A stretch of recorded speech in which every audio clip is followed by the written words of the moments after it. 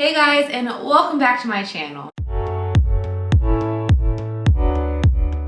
For anybody that is new, welcome. My name is Jess. If you guys have already hopped on, thank you for coming back. I'm super excited for today's video. It's gonna be a little bit different. I've been posting a lot of vlogs, which are a ton of fun. But today, and every once in a while, I wanna sprinkle in a few sit-down, chit-chat videos to share some very important information. Don't run away. This doesn't mean that this video is going to be boring. I wanna share with you guys some tips on how to eat more protein. And this is going to be crucial in your fitness journey. If you guys didn't see my last video, go check that out. It is a what I eat in a day with a super high protein diet. But now I wanna sit down and actually verbalize and give you guys 5 tips on how you guys can have that kind of high protein diet. This is really gonna help you guys just level up in your fitness journey. Protein is our body's main building blocks. They help to repair muscles. They help with fat loss, muscle growth. What protein is pretty much amino acids, and they're the building blocks of our body. And so we need to make sure we're eating enough, and typically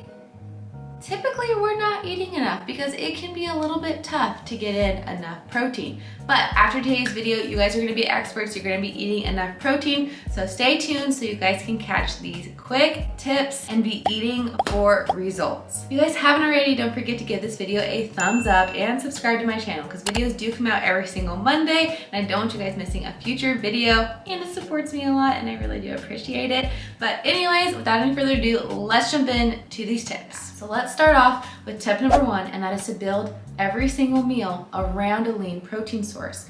Sometimes what happens when we think of healthy eating, we think of things like salads and vegetables. While this is wonderful, these provide you with a ton of micronutrients, and I do encourage you to eat these, this isn't what you should build your meal around. And yes, that means I'm saying do not just think salad. There needs to be a protein source in it. I do get really frustrated with things like restaurants, right, where the healthy eats is a salad and then they charge you an extra amount just to add protein to these meals. So if you're a salad gal, please, by all means, eat your salad, but build that salad around something like chicken. So for instance, if I took you through a day of eating, building each meal around a lean protein source, here's what it would look like. Breakfast, I make some eggs with some egg whites.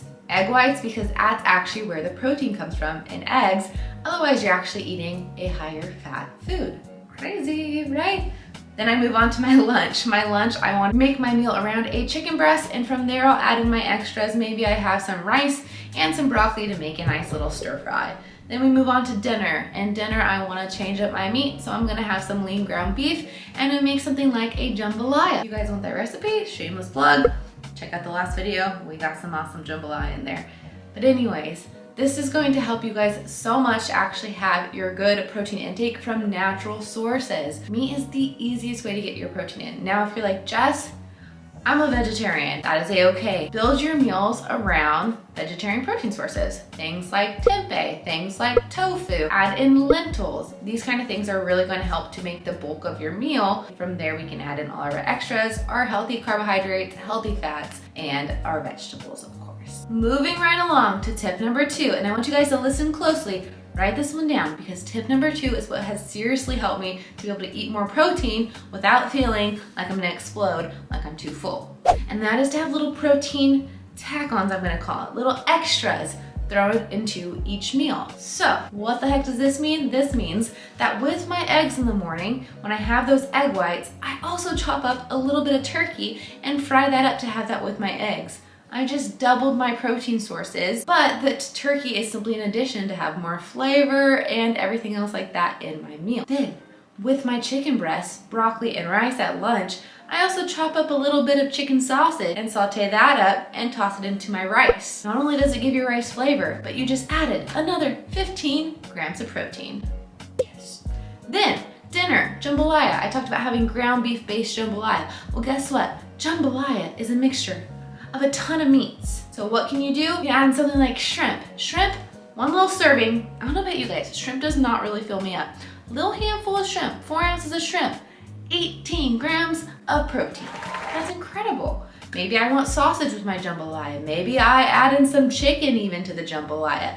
Adding in protein tack-ons is going to make the world of a difference. Even things like cheese. Guys, cheese has a good amount of protein. If you don't have any dairy issues, I mean, if you have a dairy issue, I would stay away. Adding things like cheese, boom, 9 grams of protein and flavor on top of your meals. It's a win-win. So protein tack-ons is something that has greatly helped me because sometimes it's hard for me to eat a whole ginormous chicken breast, right? Like that can just be a lot. So instead, I'll have my however many ounces of chicken, and in addition to that, I'm going to have something like sausage, like shrimp, like cheese, some kind of protein tack onto those meals to make them even more protein dense. Tip number 3 for my snacker friends or my people who like dessert or like to have more than just 3 solid meals. Make even those snacks protein-based snacks. That means we're not having things just like fruit. We're having things like Greek yogurt and fruit. Greek yogurt is an awesome protein source. My favorite is the Fage zero fat Greek yogurt. It gives me 18 grams of protein. I eat it as either a snack or as dessert. And then I have my fruit in addition to that. So you're still getting those micronutrients,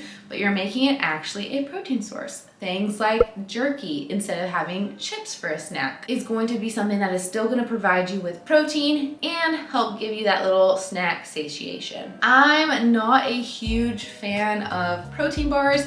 A lot of times these are filled with a lot of added sugars. A lot of times they're really high in carbs. There are a few good ones out there. If you still are really struggling and you need something quick, you can do something like a protein bar or a protein shake.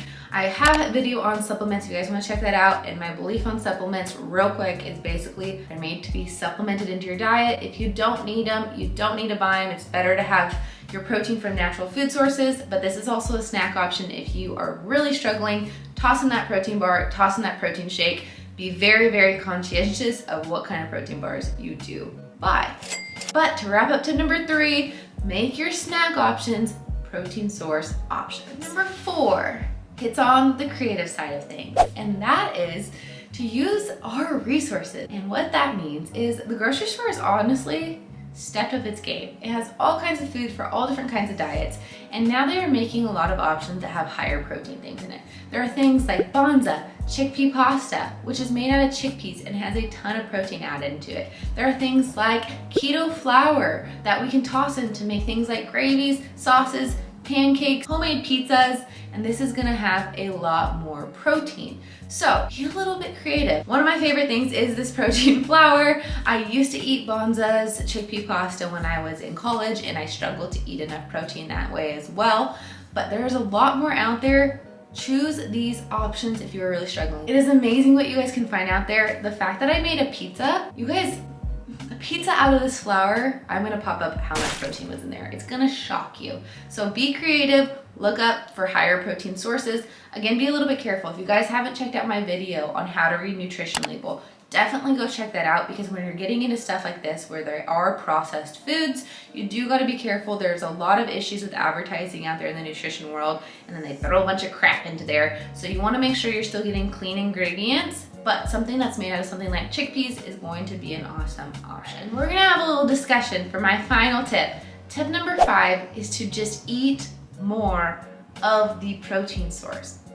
And if you're like, well, duh, like, I say this because your body will adjust. This is something I think not many people know, and I honestly didn't know till this past summer when I started eating more protein, and I witnessed this and felt this for myself. If you guys saw me back in Texas, I'm gonna show you guys a little transformation.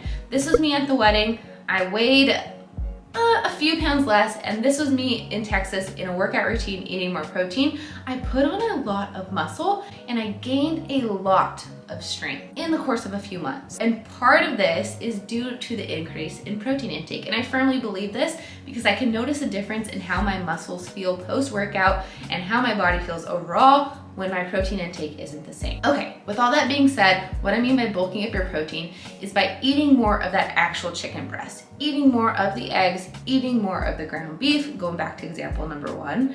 And how you're gonna do that is by slightly having more each time you have it, or week by week. And your body will become accustomed. What tends to happen is when we're not eating enough, our stomachs feel a little bit smaller and we don't crave more food than we're having.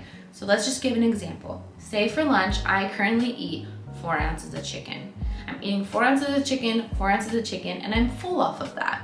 Our bodies are never going to become adapted to eating more protein unless we begin to do it.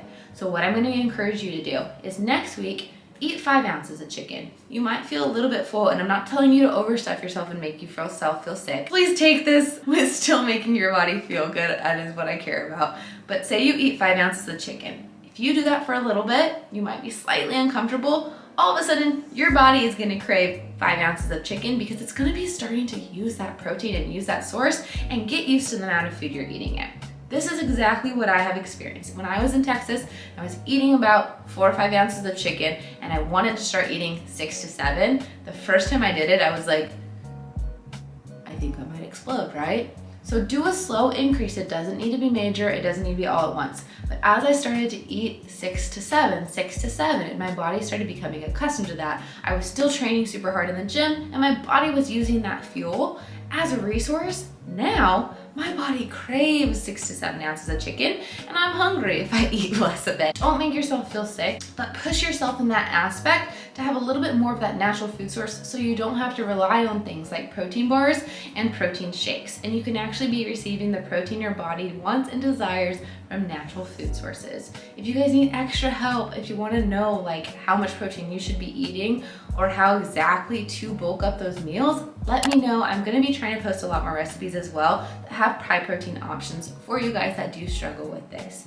I hope this was helpful. I just want to have a sit down chit chat. This is something I'm pretty passionate about, and I know a lot of people struggle with. It is not easy. Like I said, I've been there. I used to really struggle and rely on eating boatloads of Greek yogurt and having a protein shake or 2 a day. And now I have finally been able to change from that, and I can get my protein in without having any of that. Without having things like Greek yogurt and having things like protein shakes or protein bars, I can actually eat my protein from lean protein sources, and the results I'm seeing are incredible. So I hope this was helpful. If you guys want to know more on protein, let me know. Don't forget to check out those other videos so you guys can set yourself up for success when you guys transition how you're going to be eating. If you guys have any more questions, let me know. Don't forget to give this video a thumbs up as always. It supports me so much. And don't forget to subscribe to my channel. If this is something that really meant a lot to you and you think someone else could benefit, definitely send this video over their way so we can all work on eating more protein together. I cannot wait to see you guys in the next video. I hope you have a great day. Bye.